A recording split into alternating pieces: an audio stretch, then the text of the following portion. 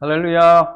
오늘 헌스빌 침례교회 주일 예배에 참여하신 여러분 모두를 주님의 이름으로 환영합니다.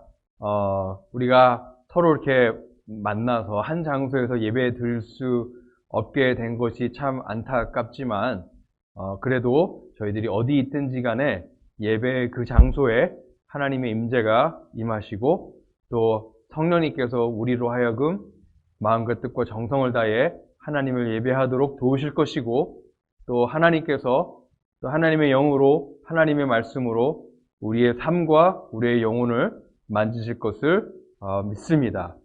비록 우리가 각각 있는 처소에서 지금 따로 예배를 드리고 있지만 또 하나님의 그 동일한 임재와 또 하나님의 역사하심이 여러분이 예배를 드리는 그 현장에 함께 하시기를 주님의 이름으로 축원하며 우리 함께 하나님을 찬양하겠습니다.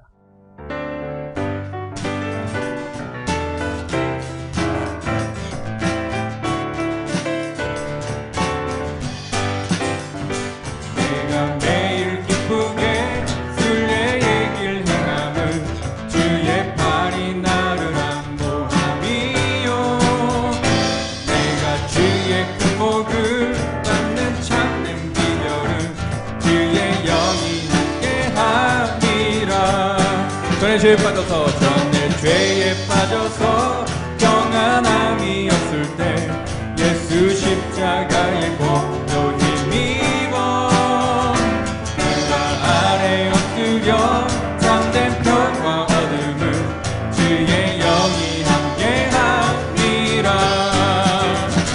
성령이 계시네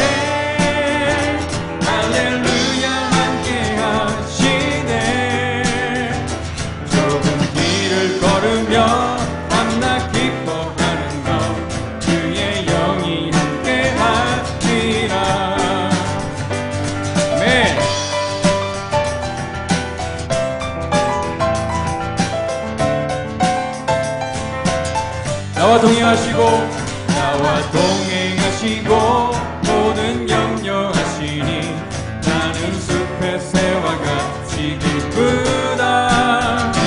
내가 기쁜 마음으로 주의 뜻을 행함은 주의 영이 함께하리라. 세상 모든 욕망과 나의 모든 정욕은 십자가에 이미 못을 박았네. 어둠 밤이 지나고 무거운 짐 벗으니 주의 영이 함께함이라. 성령이 계시네.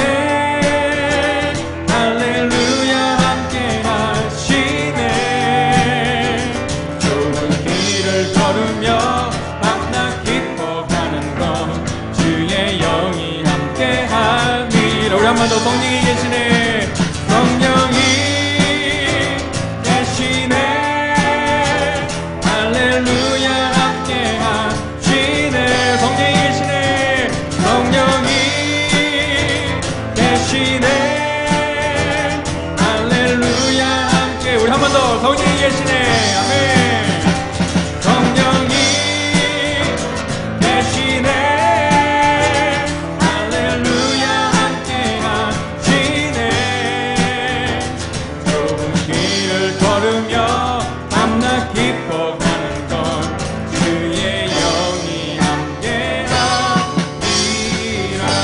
좁은 길을 걸어도 좁은 길을 걸으며 밤낮 기뻐하는 것 주의 영이 함께함이라.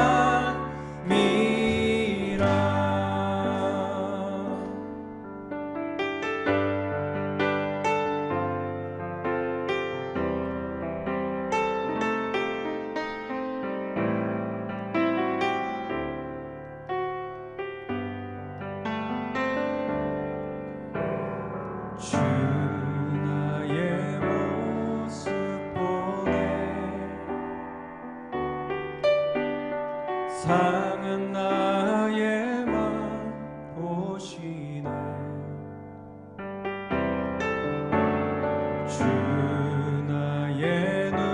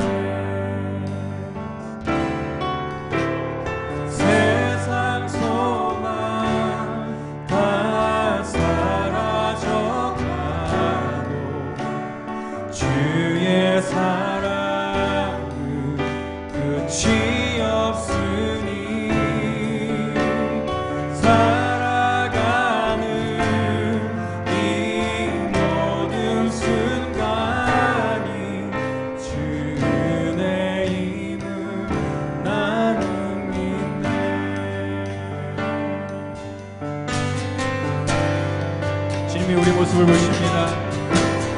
주 나의 모습 보네 그한 나의 맘 보시네 주 나의 눈물 안에 홀로 울던 맘 아시네 그 사랑이 우리에게 있습니다. 주 사랑 내게 있네 그 사랑이 날 채우네 주 내게 있네 은혜로 날 세우네 세상 소망 다 사라져가도 주의 사랑은 끝이 없으니 살아가는 이 모든 순간이 주의 힘을 나는 믿네 세상 소망 다 사라져가도 주의 사랑은 끝이 없으니 살아가는 이 모든 순간이 주의 힘을 한 번 더 찬양합니다. 나는 믿네 오 하나님 세상 소망 다 사라져가도 주의 사랑은 끝이 없으니 살아가는 이 모든 순간이 주의 힘을 나는 믿네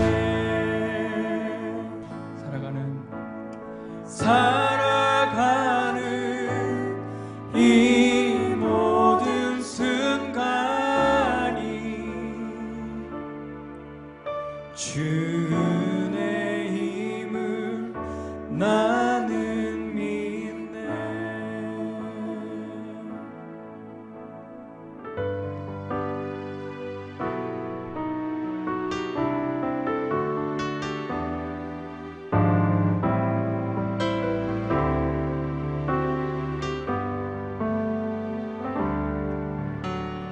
나 주님의 기쁨 내기 원하네 내 마음을 새롭게 하소서 새 무대가 되게 하여 주사 주님의 빛 비추게 하소서 내가 원하는 한 가지 주님의 기쁨이 되는 것 내가 원하는 한 가지 주님의 기쁨이 되는 겸손하게 우리의 마음을 드립니다. 우리 주님께 겸손히 내 마음 드립니다.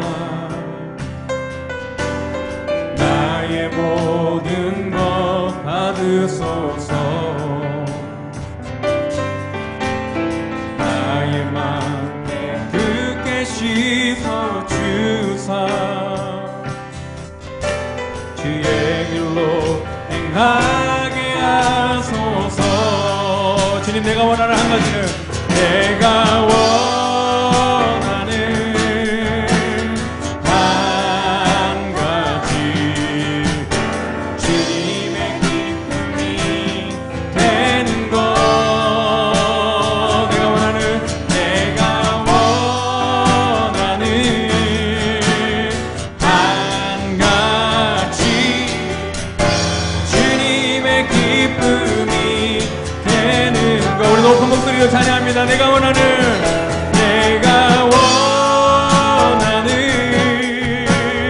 한 가지 주님의 기쁨이 되는 것 내가 원하는 한 가지 주님의 기쁨이 되는 것 주님의 기쁨이 되는 것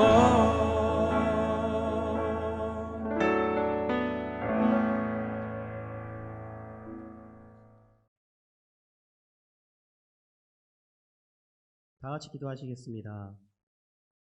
우리의 선한 목자가 되셔서 우리를 주의 길로 인도하시는 하나님, 이 시간 주님의 날을 맞이하여서 우리를 예배의 자리로 인도하여 주시고 각자의 자리에서 주님 앞에 나와서 찬양과 경배를 드리게 하신 것에 감사와 찬양과 영광을 올려드립니다. 주님, 이번 주일은 코로나 바이러스가 확산됨에 따라서 부득이하게 각자의 처소에서 온라인 예배를 드리게 됩니다.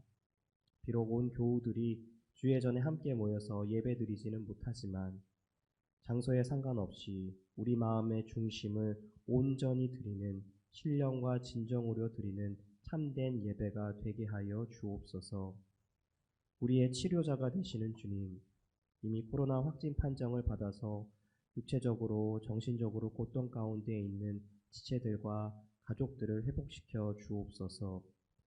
코로나 바이러스로 인한 어떠한 후유증도 남지 않도록 주님께서 한 사람 한 사람 아픈 몸과 마음을 어루만져 주시고 일상생활로 복귀하는데 큰 어려움 당하지 않도록 하여 주옵소서.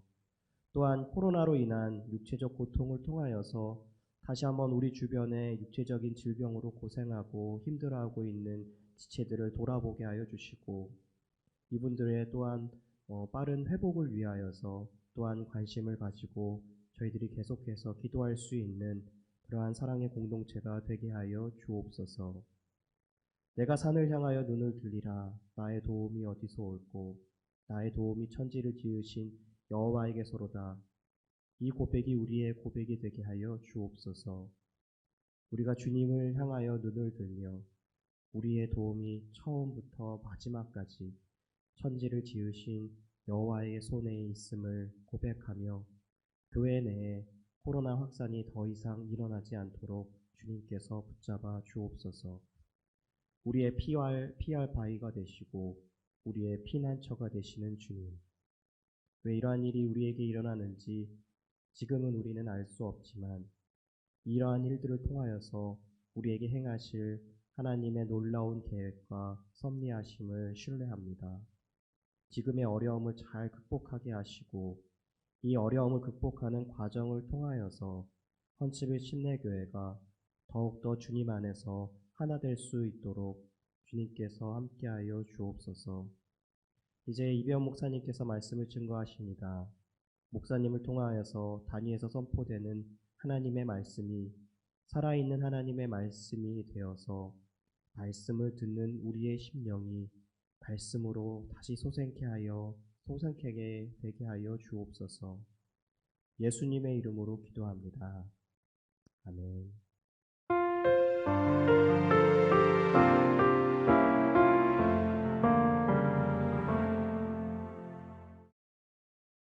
할렐루야. 네, 오늘 거룩한 주일 온라인 예배에 나오신 여러분들을 주님의 이름으로 환영합니다. 비록 우리가 TV로 영상으로 우리가 예배를 같이 드리지만 같이 있다라는 마음을 가지고 우리 같이 옆에 분 있다는 생각으로 이렇게 하이파이브 하면서 안녕하세요 인사하는 시간 잠깐 갖도록 하겠습니다. 안녕하세요, 안녕하세요, 안녕하세요. 네, 네, 광고 말씀 드리도록 하겠습니다. 첫 번째 광고는요, 8월달 사역회의가 지난주에 광고한 대로 7월 25일 월요일 저녁 7시 온라인 줌으로 있습니다. 네, 우리 사역 리더들께서는 기억하셔서 날짜와 시간 기억하셔서 온라인 줌 미팅에 꼭 오시기를 부탁드리겠습니다. 두 번째는요, 저희가 7월 29일부터 31일까지 이번 주 금요일부터 주일까지 예정되었던 우리 VBS가 연기되었습니다. 예, 코로나 확산을 때문에요. 부득이하게 연기되었고요. 구체적인 일정은 다시 우리가 추후에 알려드리도록 하겠습니다. 세 번째 광고는요, 저희와 같이 신앙생활 하면서 또 목사님이 출타 중일 때마다 하나님의 말씀을 전해주셨던 김동현 목사님 가정이 이번 주일을 마지막으로 미시간 주로 이사를 하시게 되었습니다. 개인적으로는 참 아쉽고 좀 서운한데요. 하지만 또 미시간주로 가는 것에 하나님의 또 놀라운 또 계획이 있기 때문에 우리가 기쁜 마음으로 보내드립니다. 우리 김동현 목사님 하시는 사역과 또 하시는 모든 하나님의 일 가운데 하나님의 인도하심이 있기를 간절히 소망합니다. 다음 광고는요. 다음 주중 모임은 없습니다. 네, 새벽 예배와 그리고 수요 예배 그리고 수요 성경 공부 그다음에 금요 성경 공부 코로나 확산으로 인해서 이번 모이는 주중 모임은 안 하는 걸로 취소하는 걸로 하겠습니다. 양해 부탁드립니다. 마지막으로 7월 31일 날 있는 주일 예배도요. 어떻게 될지 저희 교회에서 예배를 드리게 될지 아니면 온라인으로 다시 예배를 드리게 될지는 저희가 회의를 통해서 결정한 후에 다시 구체적으로 추후에 알려드리도록 하겠습니다. 광고는 이상이고요. 네, 이제 헌금 위해서 기도하는 시간 갖도록 하겠습니다. 드려진 예물을 위해서 기도하겠습니다. 하나님 아버지 감사합니다. 저희들에게 이렇게 귀한 예배 시간을 허락해 주시고 또 각자 있는 처소에서 우리가 함께 또 한 마음으로 예배 드릴 수 있도록 인도해 주심을 감사합니다. 비록 우리가 예상하지 못했던 교회 내에서의 코로나 확산으로 인하여서 저희들이 이렇게 따로 예배를 드리지만 우리를 하나 되게 하시는 성령님의 묶으심이 예배를 드리는 모든 가정과 또 장소 위에 임하시기를 간절히 소원합니다. 특별히 지금 코로나로 인하여서 힘들어하시는 분들 많이 있습니다. 하루속히 회복할 수 있도록 인도해 주시고 또 건강을 다시 찾아서 일상생활로 잘 돌아갈 수 있도록 하나님 인도해 주시고 또 앞으로 또 코로나가 확산되지 않도록 하나님께서 우리 교회를 코로나로부터 보호해 주시기를 간절히 소원합니다. 하나님 저희들이 이렇게 또 예물 드립니다. 이 예물이 하나님 앞에 우리의 물질의 소유권과 우리의 삶의 주권을 하나님 앞에 온전히 내어드리는 우리의 결단이고 헌신입니다. 이 예물을 통해서 하나님께서 또 우리의 삶을 기쁘게 받아주시고 또 하나님께서 이 예물뿐만 아니라 저희들의 삶을 통해 하나님의 뜻을 하나님의 선하시고 기뻐하시고 온전하신 뜻을 이루어드리는 또 그런 귀한 예물과 우리의 삶의 헌신이 되게 해 주시옵소서. 하나님 이 시간에 저희들 하나님 말씀 듣기를 원합니다. 성령 하나님께서 전하는 저와 또 각각 있는 장소에서 이 말씀을 듣는 우리 성도님들 한 분 한 분 하나님께서 찾아가 주시고 또 친히 그들의 마음과 또 영을 깊숙이 하나님께서 말씀해 주시고 이 말씀이 또 잘 심겨져서 또 우리의 삶 가운데 이 말씀의 열매들이 분명하게 또 풍성하게 맺힐 수 있도록 인도해 주시옵소서. 성령 하나님께서 말씀이 전해진 처음부터 끝까지 함께 해주시기를 간절히 소원합니다. 예수 그리스도의 이름으로 기도하였습니다. 아멘.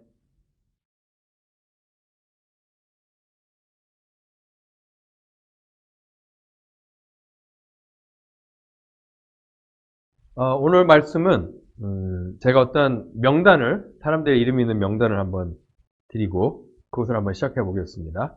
이 사람들이 어떤 사람들이었는지 한번 여러분들이 한번 이렇게 생각해 봤으면 좋겠는데요. 여운형, 조동호, 손정도, 조소왕, 김철, 선우혁, 한진교, 신서구, 이광수, 현순, 신익희, 조성환, 이광, 최군우, 백남철, 김대지, 남형우, 이희영, 이시영, 이동영, 조완구, 신채호, 진희창, 신철, 이영근, 조동진, 여훈홍, 현장훈, 김동산. 이분들이 뭐 어디 교회 멤버는 아니고요. 이분들이 1919년 4월 11일에 세워졌던 대한민국 임시정부의 창립인입니다. 나중에 이제 김구 선생님이라든가 이승만, 이동희 이런 분들이 이제 합류를 했는데요.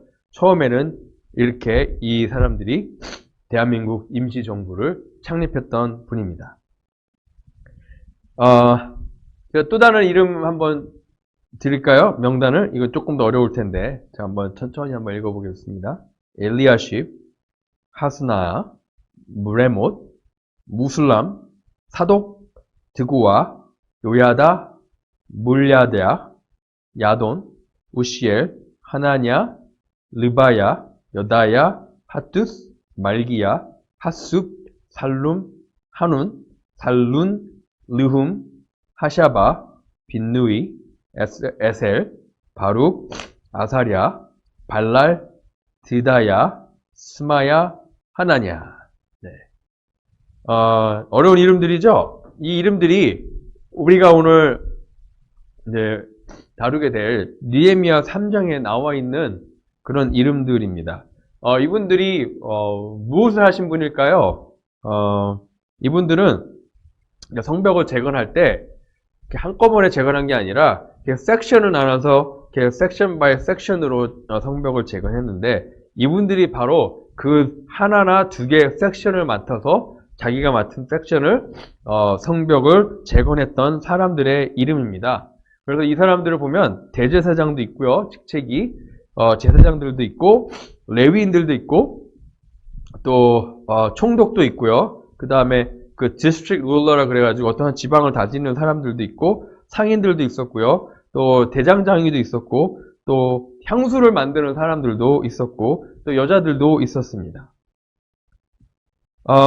지금 예루살렘의 성벽을 재건하고 있는 사람들의 어떻게 보면 어떤 사람인지 그 사람들의 아이덴티피케이션에 나와 있는데 어떻게 보면 예루살렘 성벽을 다시 짓는 창립 멤버라고 할 수 있겠죠. 그래서 우리는 그들의 이름과 또 그들의 직업 또 뭘 했는지가 우리가 이제 알 수 있습니다.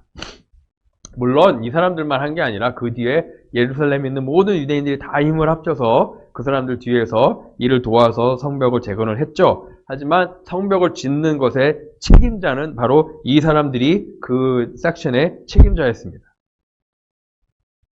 느헤미야 3장에는요. 성벽의 재건을 참석한 사람들의 이름과 그들의 아이덴티피케이션이 좀 나와 있습니다.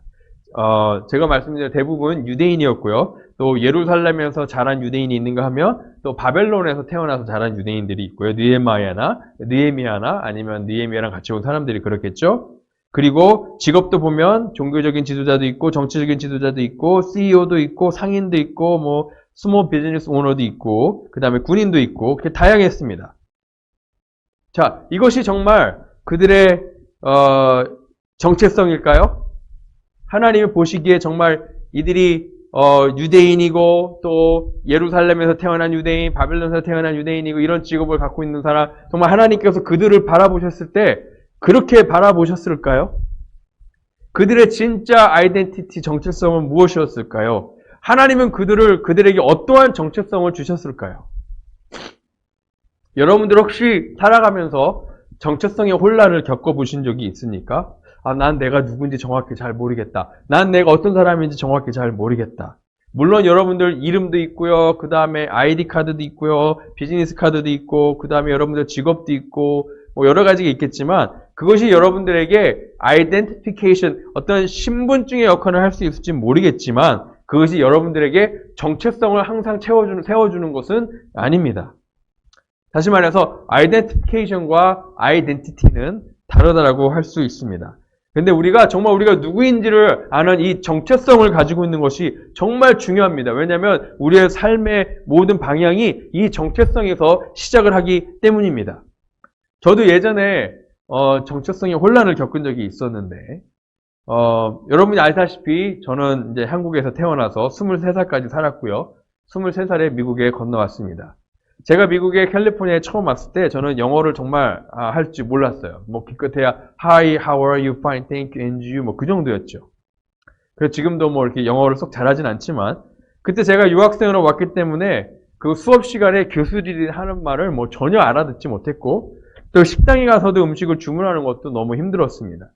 어느 날 그 웨이트레스가 저한테 오셔가지고 super salad? 아까 물어보시는 거예요. 저는 그게 super salad, 그러니까 super size salad, 정말 큰 샐러드를 말하는 줄 알고 저는 no 그렇게 얘기했어요. 근데 그저 다시 물어봐요. super salad? 저는 또 자신 있게 no 그랬습니다. 그러더니 조금 이렇게 표정이 약간 혼란스러운 표정을 하더니 천천히 저에게 물어보더라고요. soup or salad? 그제서야 알았습니다. 아, 이게 샐러드를 먹을 거냐, 수프를 먹을 거냐 물어보는 거였구나. 그제서 알고 제가 soup please 그렇게 얘기를 했죠. 젊은 친구들이 저한테 인사할 때 what's up 그렇게 인사할 때가 있어요. 저는 처음에 그게 뭔지 모르고 what's up 했을 때 정말 이렇게 위를 쳐다보고 그 친구에게 제 위에 뭐가 있는지를 설명해 주려고 했어요. 그리고 보통 또 인사할 때 What's happening? 이게 What's up 하고 비슷하거든요. What's happening? 하고 이렇게 인사를 해요. 그럼 저는 정말 제 인생에 그때 무슨 일이 일어나고 있었는지 친절하게 다 설명해 주려고 그랬어요. 그냥 인사였는데.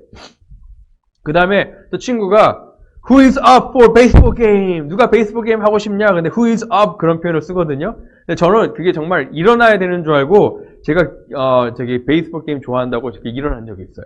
저 혼자 일어났죠. 창피하게. 그런 제가 이제 사람들한테 좀 나이스하고 싶어가지고 한국 과자 같은 걸 조금 준 적이 있어요. 먹어보라고. 근데 뭐 어떤 사람은 땡큐 하고 먹지만 어떤 사람은 또 노 땡스 하더라고요. 근데 저는 처음에 노 땡스 했을 때 좀 기분이 많이 나빴어요. 왜냐면 저는 노 땡스가 난 너한테 감사하지 않아 그런 뜻인 줄 알았어요. 나중에 알고 보니까 노 땡스가 no but thanks라고 아주 굉장히 예의 바른 표현인데 저는 노 땡스가 나는 너한테 감사하지 않아 그런 표현인 줄 알고 처음에 기분이 되게 나빴죠. 사실은 굉장히 예의 바른 표현이었는데. 또 한 번은 우스갯소리로 미국에 온 지 얼마 안 된 한국분이 운전을 하다가 경찰에게 잡혔습니다. 그래서 이 한국분이 이 경찰에게 처음에 한 얘기가 뭔지 아십니까? 뭐 이게 실제인지 아닌지 모르겠는데 이분이 Look at me once라고 했다고 합니다. Look at me once. 이걸 한국말로 번역하면 한 번만 봐줘요. 그거를 이제 직역해서 그렇게 얘기를 했다고 하죠. 제가 이렇게 많은 이게 실수를 하면서 영어로 이렇게 실수를 하면서 이제 영어가 조금 이제 늘고 그 다음에 제가 조금 이렇게 저도 모르게 이렇게 미국 사회에 미국 문화에 젖어들면서 좀 미국화가 된 것 같아요. 그랬더니 제가 유학생을 하다가 한국을 갔더니 친구들이 저거 조금 바뀌었대요. 제 한국말이 좀 더 어눌해졌고 너 약간 미국 사람인데 아닌 것처럼 행동하는 미국 사람인 것 같지도 않고 미국 사람 아닌 것 같 약간 애매하게 행동을 한다 그러더라고요. 그래서 제가 100% 한국 사람도 아니고 100% 미국 사람도 아닌 뭔가 애매한 그런 저의 정체성에 혼란이 오기 시작을 했습니다. 그리고 더군다나 제가 이제 그 시민권자가 되고 나서부터는 이름이 두 개가 됐어요. 하나는 영어 이름, 하나는 한국 이름 그렇게 됐습니다. 그래서 지금도 한국 분들한테는 제가 한국 이름이 쓰여지고 있고요. 그 다음에 여기 영어권 형제들한테는 영어권 성도들한테는 제 영어 이름으로 불려지고 있죠.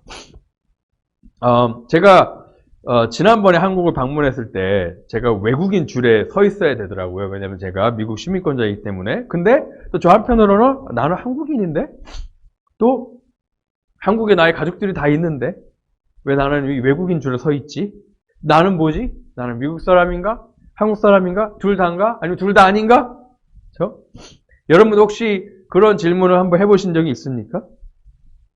성경에 보면은요, 저랑 비슷한 상황을 겪고 있는 사람이 있습니다. 누군지 아십니까? 바로, 느헤미야입니다. 느헤미야는 유대인이었죠. 하지만 바벨론에서 태어나서 바벨론에서 자란 유대인 페르시아인이었습니다. 그렇죠? 한국계 미국인처럼 유대계 페르시아인이었죠. 그는 페르시아에서 유대계 페르시아인으로 자랐고 평생을 거기서 살았고 그랬습니다. 하지만 또 유대인으로서의 그런 전통과 또 유대인으로서의 정체성을 잃지 않았죠. 또 동시에 또 이 페르시아인으로서 유대계 페르시아인으로서 또 엄청나게 성공을 해서 왕에게 가장 신뢰를 얻는 그런 술 관원장이 됐죠. 아마 그 페르시아 제국에서 아마 그 벼슬로 따지면 탑3 안에 들어가는 그런 벼슬이라고 할 수 있습니다. 그러니까 이 사람은 유대계 페르시아인으로서 굉장히 성공적인 삶을 살고 있었죠. 아마 큰 집에서 살았을 테고 그 다음에 많은 하인들도 거느리고 있었고 그랬을 겁니다. 그런데 이 사람이 어느 날 동생으로부터 예루살렘이 지금 폐허가 된 상태에 있다라는 그 소식을 받았을 때에 정말 자기도 통제하기 힘들 정도로 애통해하고 슬퍼하고 며칠 동안 울며 기도했던 그런 사람입니다. 그러니까 이 느헤미야를 보면은요, 두 가지의 이 정체성을 가지고 있었어요. 유대인으로서 또 페르시아인으로서. 이 3절에 느헤미야 3장에 보면은 이 느헤미야는 바벨론에 있지 않고 우리가 알다시피 지금 예루살렘에 있습니다. 소매를 걷어붙이고 지금 사람들과 함께 성벽을 짓고 있죠. 그렇다고 해서 이 사람이 페르시아인으로서의 정체성을 다 버렸나요? 그렇지 않습니다. 이 사람이 예루살렘에 오기 전까지 이 예루살렘의 성벽을 재건하는데 누구의 허락을 받았냐면 페르시아 왕의 허락을 받았고요. 그 다음에 예루살렘 성벽을 짓는 모든 비용과 자재들을 또 이 페르시아 왕이 제공해 주는 것을 받았죠. 보면은 하나님께서 이 느헤미야를 사용하시는데 이 느헤미야의 이 두 개의 정체성, 저 유대인으로서 또 페르시아인으로서의 두 개의 정체성을 합쳐서 하나님의 일을 이루시는데 사용하고 있더라는 겁니다. 그러니까 정말 느헤미야가 유대인이냐 페르시아인이냐 그 다음에 술 관원장이냐 아니면 그냥 일반인이냐 사실 중요한 게 아니라는 거예요. 진짜 중요한 것은 느헤미야가 하나님에게 어떤 사람이냐, 하나님께서 느헤미야를 향해 누구라고 얘기하느냐가 정말 중요하다는 겁니다. 하나님께서 인정하시는, 하나님께서 불러주시는 그 정체성이 느헤미야의 진짜 정체성이었다는 겁니다. 어떠한 그런 인종이라든가 아니면 민족이라든가 아니면 직업, 그게 진짜 정체성이 아니라 하나님이 느헤미야에게 불러주시는 그것이 바로 진짜 정체성이라는 거죠. 성경에 느헤미야와 또 저와 같은 사람이 한 명 더 있었는데 그게 누구냐면 사도 바울입니다. 여러분이 잘 아다시피 사도 바울은 2000년에 1세기에 살았는데 그 2000년 전에는요, 유럽과 북아프리카가 누구의 통치 아래 있었냐면 바로 로마 제국의 통치 아래 있었습니다. 로마 제국은 인류 역사상 가장 크고 강력한 제국이었고 또 군사적으로 뿐만 아니라 문화적으로도 그 당시 모든 그 문명을 다스리고 있었던 그런 나라입니다. 그런 제국입니다. 오늘날의 또 미국과 약간 비슷하다고 할 수 있겠죠. 그래서 많은 사람들이 로마의 시민권자가 되기를 정말 원했습니다. 그래서 전쟁에 참여해서 로마의 시민권을 얻거나 아니면 많은 돈을 주고 시민권을 사곤 했죠. 하지만 사도 바울은 나면서부터 로마 시민권자였고 그 얘기는 사도 바울의 부모들도 로마 시민이었다는 얘기입니다. 이렇게 나면서부터 로마인으로 태어나서 로마 시민권자로 자랐지만 사도 바울은 또한 아주 전통적인 유대교 집안에서 자랐습니다. 그래서 사도 바울은 자기를 이스라엘 중에 이스라엘인이요, 벤자민 지파요, 히브리 중에 히브리인이요, 그 다음에 유대교의 율법으로 나는 바리새인이다. 여기서 바리새인은 여러분이 잘 아시겠지만 유대교의 율법을 아주 철저하게 꼼꼼하게 지키려고 정말 목숨을 걸고 노력을 하는 그런 아주 독실한 종교적인 그런 단체입니다. 거기에 사도 바울이 있었죠. 얼마나 이 유대교의 종교와 유대교의 율법이 얼마나 깊이 들어가 있었는지를 알겠죠. 그래서 사도 바울은 이렇게 로마 시민권자고 또 로마의 문명 안에서 자랐지만 또 유대교에 깊숙이 들어가 있는 그런 사람이었습니다. 두 가지의 정체성을, 아이덴티티를 갖고 있었죠. 그리고 사도 바울은 또 텐트 메이킹, 천막을 짓는 그런 비즈니스를 했던 사람입니다. 또 더 나아가서 사도 바울은 어렸을 때에 가말리엘 밑에서 율법을 공부했는데 이거는 마치 지금 하버드 대학의 그 라스쿨에 들어가는 것과 아주 비슷한 겁니다. 그만큼의 높은 교육을 받았던 사람이고요. 또 사도 바울은 이중 언어를 했습니다. 히브리어를 완벽하게 했고요. 자기의 그 마더 랭귀지인 히브리어를 완벽하게 했고, 그 다음에 자기의 퍼스트 랭귀지인 또 헬라어를 또 완벽하게 했던 사람입니다. 그리고 사도 바울도 이름이 두 개였습니다. 사울이 있었고 바울이 있었죠. 사울은 히브리 이름이고 제 한국 이름처럼, 또 바울은 또 헬라 이름입니다. 제 영어 이름처럼. 이 이름을 이제 이렇게 바꿔서 썼었는데, 사도 바울이 그 바리새인이었을 경우에는 히브리 네임인 사울을 사용을 했고, 사도 바울이 이제는 이방인을 위한 또 사도가 되었을 때는 또 헬라 이름인 바울을 사용했던 거죠. 자, 이렇게 보면 참 공통점이 있죠. 네. 왜 제가 사도 바울이 또 저랑 비슷한 어떠한 정체성이 어떤 이런 부분들이 있고, 또 느헤미야의 정체성과도 비슷하다는 것을 여러분들이 이해하실 겁니다. 로마 시민권자였고, 헬라어를 잘했고, 로마의 컬처를 잘 이해했지만, 또 한편으로는 유대인이었고, 아주 유대교에 깊이 들어가 있었던 사람이고, 히브리어도 잘했고, 그 다음에 유대 율법을 공부했고, 그 다음에 또 바리새인 바리새인에 속해 있었던 그런 사람이죠. 그렇다면 사도 바울은 우리가 누구라고 얘기할 수 있을까요? 사도 바울의 진짜 정체성은 무엇일까요? 유대인일까요? 로마인일까요? 아니면 둘 다일까요? 아니면 둘 다 아닐까요? 만약에 사도 바울이 비즈니스 카드가 있었다면, 아이디 카드가 있었다면 거기에 뭐라고 나와 있을까요? 텐트를 만드는 회사의 CEO라고 나왔을까요? 아니면 바리새인을 모집하는 리크루터로 나왔을까요? 아니면 율법을 가르치는 선생으로 나와 있을까요? 아니면은 또 그 하이 클래스 로마 시민권자로 나왔을까요? 아니면 바리새인 중에 떠오르는 스타로 나왔을까요? 이런 모든 사도 바울의 이 신분에 관련되어 있는 이 정체성은, 이 본인이 가지고 있는 정체성은 그의 인생의 어떠한 그 사건 전에 갖고 있었던 정체성입니다. 이 사건 이후에 사도 바울이 갖고 있던 이 모든 정체성이 다 바뀝니다. 그 사건이 뭐였냐면, 우리가 잘 아는 대로 다마색 도상에서 사도 바울이 예수님을 만난 사건입니다. 왜 사도 바울이 다메섹으로 가고 있었죠? 거기에 그리스도인들이 있다는 얘기를 듣고 그들을 감옥에 가두고 핍박하기 위해서 갔죠.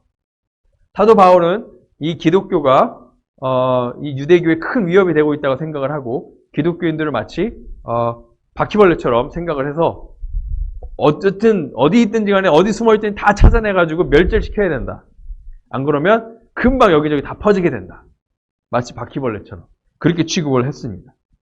그래서 다메섹에 많은 또 기독교인들이 있다는 얘기를 듣고 이제 거기를 바로 간 거였죠. 근데 어떤 일이 일어나죠? 그 다메섹 도상에서 부활하신 예수님이 찾아오십니다. 그리고 예수님이 바로 하나님의 아들이시고 메시아이시고 부활하셨고 그 다음에 구원자이심을 증명을 하시죠. 이것이 사도 바울의 모든 것을 다 바꿔버립니다.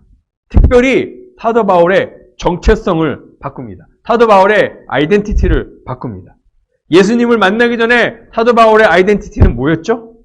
바로 유대계의 로마인이었고, 그 다음에 바리새인이었고, 유대교에 종사하는 사람이었죠.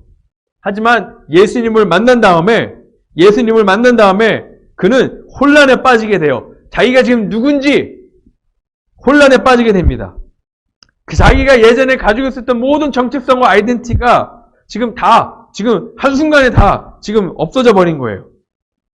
그래서 사도 바울이 생각하기는, 내가 지금까지 예수 그리스도에 대해서 알았던 게 다 잘못된 거였구나. 내가 지금 억울하게 크리스천들을 죽이고 핍박했구나. 난 지금 내가 뭘 해야 될지 모르겠고, 난 지금 내가 누군지도 잘 모르겠다. 그런 혼란에 빠지게 됩니다. 왜 그런 혼란에 빠지게 되죠? 그의 정체성을 잃어버렸기 때문에 그런 거예요. 그가 지금까지 알고 믿어왔던 모든 것들이 다 흔들리면서 그의 정체성이 흔들리게 됩니다. 마치 뭐냐면요, 우리가 오랜 기간 동안 인스타그램이나 아니면 페이스북에 막 이렇게 뭘 해놨는데, 예수님께서 그 그 사도 바울을 락아웃을 시킨 거예요. 근데 다시 락인을 해야 되잖아요. 근데 아이디를 잃어버린 거예요. 아이디를 잃어버리면 어떻게 되죠? 다시 락인을 할 수가 없어요. 이 사도 바울이 지금 자신의 이 아이덴티티, 아이디가 없어져 버리니까 지금 평생 동안 자기가 쌓아왔던 거, 그런 것들을 지금 다 잃어버린 거예요. 거기 들어갈 수가 없는 거예요. 자기가 무엇을 해야 될지, 또 어떤 사람이 되어야 될지 큰 혼란에 빠져 있게 되죠. 이렇게 정체성의 혼란이 생기면은요, 인생 전체가 다 흔들리게 되어 있습니다. 그런데 예수님께서 그렇게 정체성의 혼란에 빠져 있는 사도 바울에게 새로운 정체성, 새로운 아이덴티티를 주시죠. 예수님께서 사도 바울에게 어떠한 정체성, 어떠한 아이덴티티를 주셨을까요? 사도행전 9장 15절에 보니까 이렇게 나와 있습니다. 주께서 이르시되 가라, 이 사람은 내 이름을 이방인과 임금들과 이스라엘 자손들에게 전하기 위하여 택한 나의 그릇이라. 자, 예수님께서 지금 사도 바울을 뭐라고 부르시죠? 택한 나의 그릇이다. 택한 나의 그릇이다. 이게 무슨 말일까요? 예수님께서 사도 바울을 택하셨단 말이에요. 예수님께서 사도 바울을 선택하셨단 말이죠. 무엇을 위해? 예수님의 그릇이 되기 위해. 이 그릇이라는 얘기는요, 영어로 instrument인데 이것은 도구예요. 예수님의 어떠한 도구가 되기 위해. 자, 이제 사도 바울은요, 예수님을 만나고 나서 새로운 정체성 아이덴티티가 생겼습니다. 그게 뭐냐면요, 예수님의 도구예요. His chosen instrument. 근데 도구는 어떠한 목적이 있죠. 이 도구를 사용하고자 하는 목적이 있기 마련입니다. 그죠? 도구란 얘기는 이 도구를 사용할 목적이 있다는 얘기죠. 예수님께서 사도 바울을 그분의 예수님의 도구를 사용하셨다면 뭘 위해 쓰시기 위해 그 도구를 사용하셨을까? 그 뒤에 내용이 나와 있죠. 바로 뭐냐면 이 사람은 내 이름을 이방인과 임금들과 이스라엘 자손들에게 전하기 위하여. 무엇을 전하기 위하여? 예수 그리스도의 이름을. 예수 그리스도의 이름을 전하고 선포하고, 예수 그리스도의 복음을 전하는 자. 이것이 바로 사도 바울이 예수님의 도구가 된 목적입니다. 자, 이제 사도 바울의 새로운 정체성은 예수님의 이름과 이렇게 엮여 있어요. 이제는 사도 바울의 새로운 정체성, 새로운 아이덴티티는 예수님과 뗄래야 뗄 수 없는 지금 그런 정체성을 얻은 겁니다. 그리고 어디를 가든지 이제 이 예수님의 이름을 전하는, 이 예수님의 이름을 가지고 가는 그런 사람이 된 겁니다. 바로 예수님이 그의 새로운 아이덴티티, 정체성이 된 겁니다. 근데 여기서 이 15절 말씀을 보면 흥미로운 게 하나 있는데요. 예수님의 이름을 지금 누구한테 전한다고 나와 있죠? 보면은 이방인들과 그 임금들, 그죠? 그 다음에 이스라엘 자손들. 지금 이방인들과 유대인들에게 예수 그리스도의 이름을 전하는 도구로 삼으셨다라고 그렇게 나와 있습니다. 왜 이게 흥미로운 일이냐면 바로 사도 바울이 아까 뭐라 그랬죠?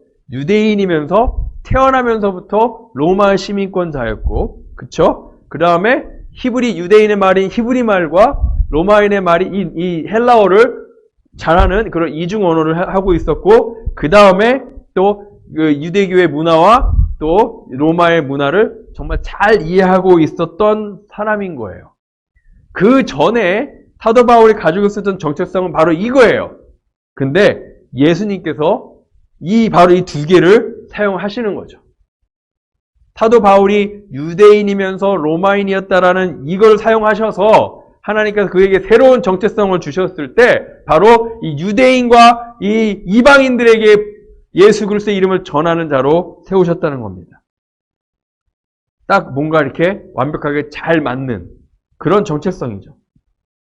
그리고 사도 바울은 가말리엘 밑에서 법을 공부한 사람이죠.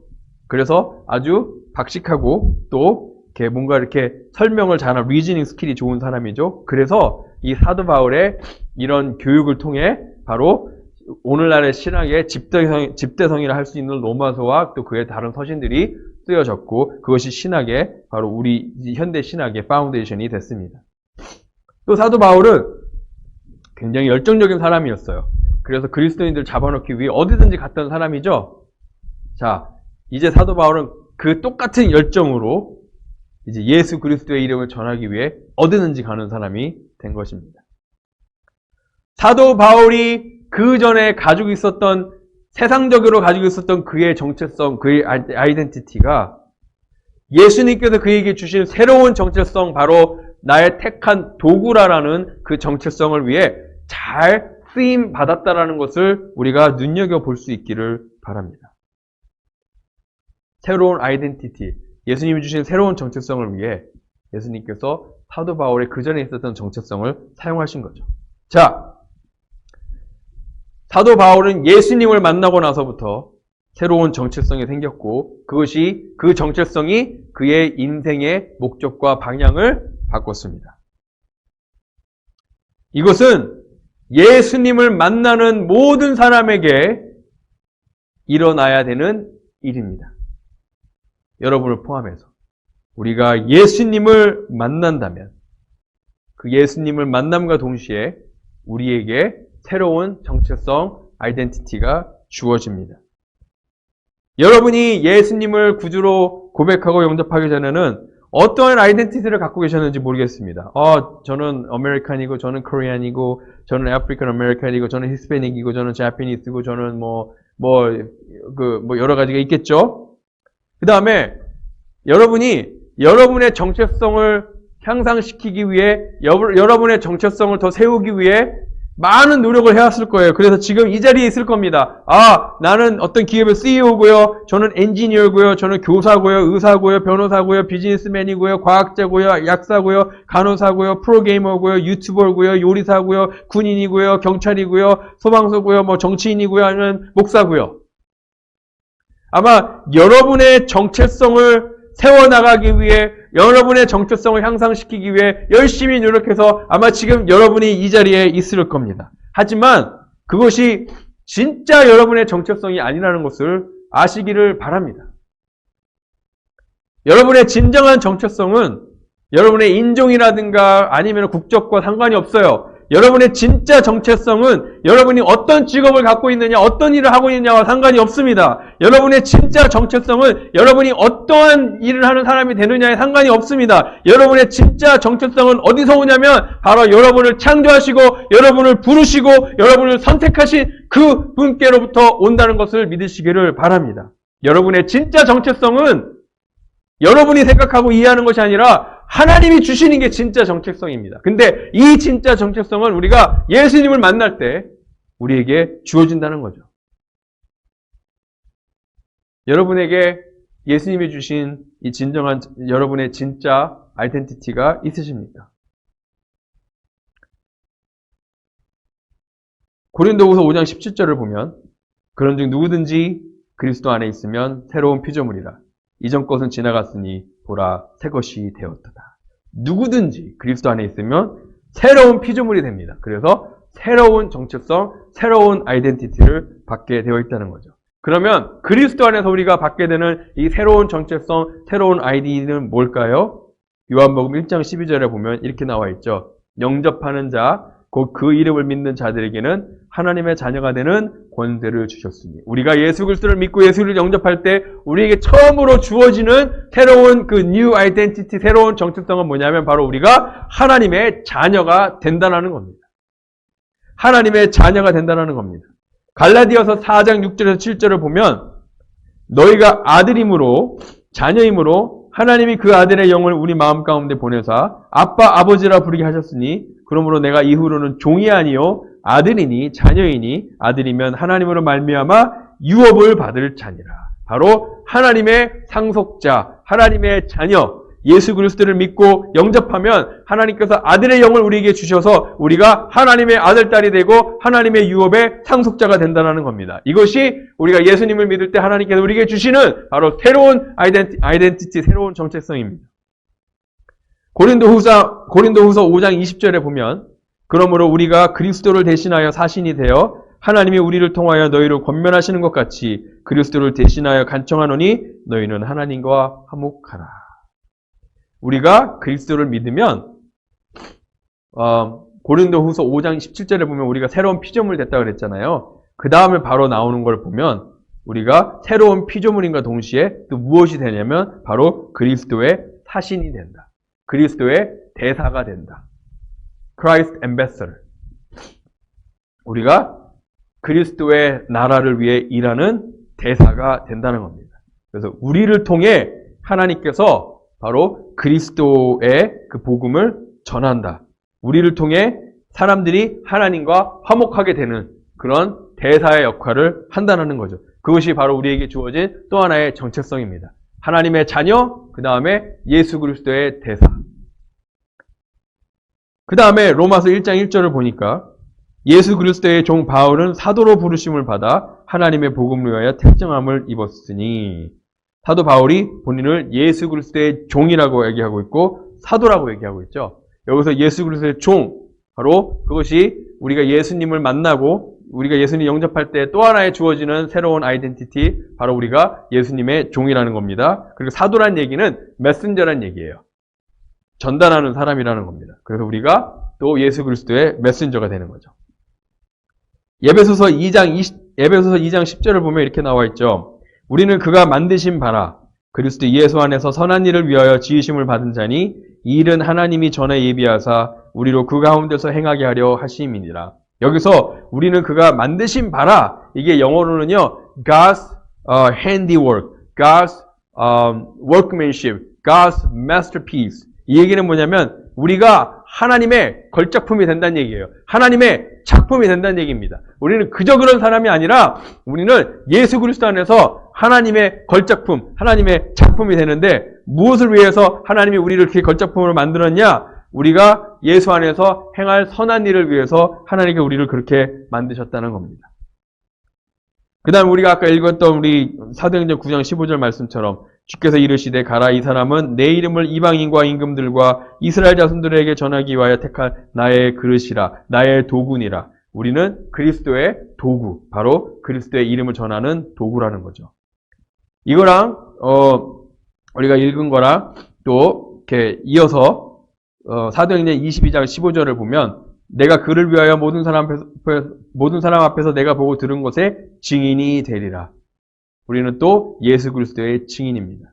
자, 우리가 예수님을 영접하고 예수님을 믿을 때 우리에게 주어지는 새로운 정체성, 하나님의 자녀, 그리스도의 대사, 그리스도의 종, 그리스도의 메신저, 그리스도의 하나님의 걸작품, 그리스도의 도구, 그 다음에 그리스도의 증인.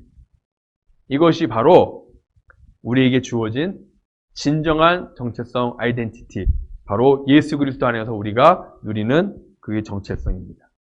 사실 우리의 아이덴티티는요, 우리가 누구에게 연관짓느냐에 따라서 바뀌어요. 예를 들어서 저는 우리 아이들한테는 아빠가 되고, 저희 와이프한테는 남편이 되고, 제 부모님한테는 아들이 되고, 또 여러분 성도님에게는 제가 목사가 되겠죠. 내가 누구에게 관련을 짓느냐에 따라서 저의 정체성이 바뀐단 말이죠. 그러면 진정한 정체성은 우리가 누구에게 연관되어서 얻는 정체성이냐면 바로 하나님에게 연관됐을 때 얻는 정체성입니다. 그래서 우리가 하나님에게 어떤 사람이냐는 거예요. 우리가 하나님에게 어떤 존재인가? 하나님이 우리를 누구라고 부르는가? 하나님이 우리를 누구로 세우셨는가? 세상 사람들이 뭐라고 한들 나는 하나님에게 누구인가? 하나님은 나를 누구라고 하는가? 이게 진짜 정체성이고 이게 가장 중요한 정체성이라는 겁니다. 예수 그리스도 안에서 우리는 하나님의 자녀라고 하십니다. 하나님의 상속자입니다. 예수 그리스도의 대사입니다. 사신입니다. 예수 그리스도의 종입니다. 예수 그리스도의 메신저입니다. 하나님의 걸작품입니다. 예수 그리스도의 택한 도구입니다. 그리고 우리는 예수 그리스도의 증인입니다. 이것이 바로 우리가 하나님께서 우리에게 주시는 진정한 정체성입니다. 아마 지금까지 우리가 너무 많은 거짓말들, 우리 정체성에 관한 거짓말들을 많이 들어왔을 수도 있어요. 너는 아주 가망 없는 죄인이야. 너는 그냥 아무나 아니야. 너는 노바디야. 그냥 너는 좋은 크리스천도 아니야. 너는 진짜 별거 아니야. 너는 하나님의 실패작이야. 너는 그냥 평범해. 아무것도 특별한 게 없어. 네가 똑바로 하는 게 아무것도 없어. 아마 이러한 거짓말들을 우리가 너무 많이 들어왔을 수도 있어요. 그럴 때에 이 거짓말들 귀를 닫아버리십시오. 그리고 다시는 듣지 마십시오. 하나님께서 여러분에게 누구라고 하시는 것을 들으시고 그것에 여러분의 믿음을 두십시오. 여러분의 진짜 아이덴티티, 진짜 정체성을 그리스도 안에서, 또 하나님의 말씀 안에서 찾으시기를 바랍니다. 그리고 여러분의 인생을 그 새로운 정체성 위에 세워나가시기를 바랍니다. 그러면 여러분들 흔들리지 않을 겁니다. 그리고 하나님께서 여러분을 통해 정말 하나님이 계획하신 선하고 놀라운 일들을 이루어 가실 것입니다. 꼭 기억하십시오. 하나님께 여러분이 어떤 사람인지, 하나님께서 여러분을 누구라고 부르시는지, 세상 사람들이 뭐라고 한들, 여러분 자신이 수많은 거짓말을 들어왔든 하나님께서 여러분을 뭐라고 부르시는지를 가장 중요하게 생각하시고 그 위에 여러분의 정체성과 여러분의 삶을 세워가시기를 주님의 이름으로 축원합니다. 기도하겠습니다. 하나님, 저희들을 하나님의 자녀로 불러주시니 감사하고 저희들을 하나님의 상속자로 예수 그리스도의 대사요 사신으로 예수 그리스도의 종으로 예수 그리스도의 메신저로 하나님의 걸작품으로 택한 도구로 또 하나님의 예수 그리스도의 증인으로 우리를 불러주시고 우리를 그렇게 삼아주신 거 감사를 드립니다. 세상에서는 우리를 뭐라고 부를지 모르고 우리가 우리 자신을 무엇라고 생각했을지 모르지만 지금까지 이제부터는 우리의 진정한 정체성을 예수 그리스도 안에서 하나님의 말씀 위에 두게 해 주시옵소서. 그래서 흔들리지 않는 정말 그 견고한 그 정체성 위에 흔들리지 않는 삶을 세워나가게 하시고 또 하나님께 귀하게 쓰임받는 우리 모두가 되게 해 주시옵소서. 감사하며 예수 그리스도 이름으로 기도하였습니다. 아멘. 우리 이 시간에 하나님께서 우리에게 주신 말씀을 묵상하면서 정말 우리 된 것은 하나님의 은혜임을 정말 우리가 하나님 안에서 어떠한 사람이 됐고 어떠한 존재가 됐는지를 감사하면서 우리가 이 찬양으로 하나님 앞에 영광 올려드리겠습니다.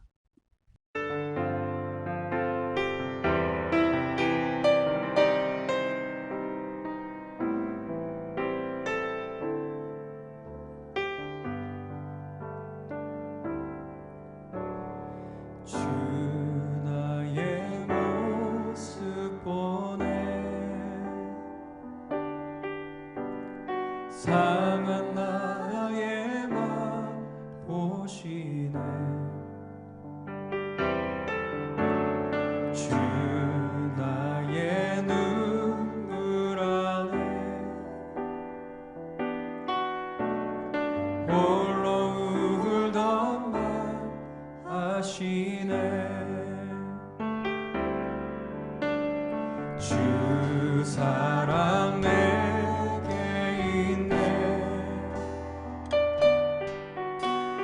그 사랑이 날 채우네.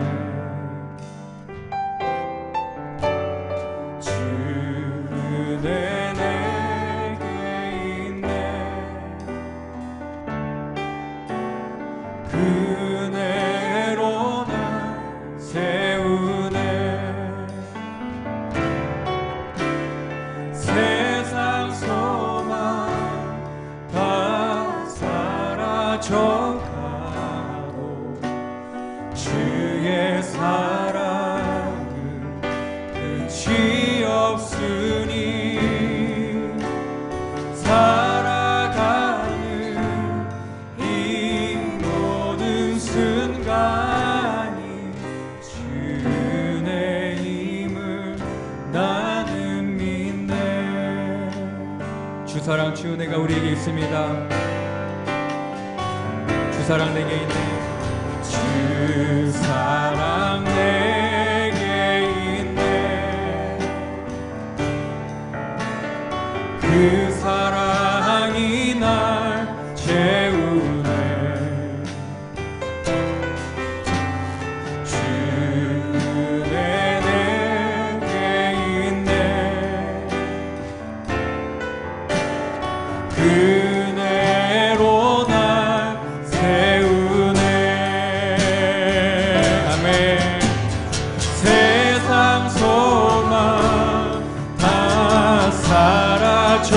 사라져가도 주의 사랑은 끝이 없으니 살아가는 이 모든 순간이 주의 힘을 우리 믿음으로 한 번 더 고백합니다. 오 주님, 세상 소망이 사라져도 세상 소망 사라져가도 주의 사랑은 끝이 없으니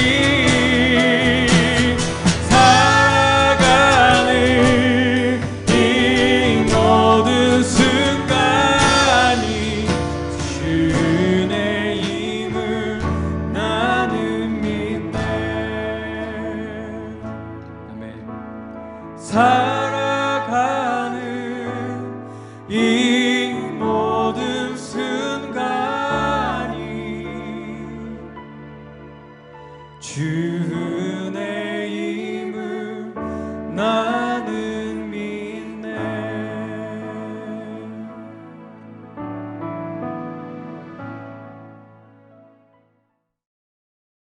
기도하겠습니다. 지금은 우리를 하나님과 화목하게 하신 예수 그리스도의 은혜와 우리를 위하여 쉬지 않고 일하시는 하나님의 극진하신 사랑하심과 오늘도 우리 안에 살아계셔서 우리의 연약함을 도우시는 성령님의 감화감동 역사하심이 하나님의 사랑을 확신하고 하나님께서 여전히 우리를 위하여 일하고 계심을 확신하며 인생의 모든 상황과 환경 가운데 담대함으로 나아가는 우리 사랑하는 주의 백성들 위해 지금부터 영원토록 함께 하시기를 간절히 축원하옵나이다. 아멘.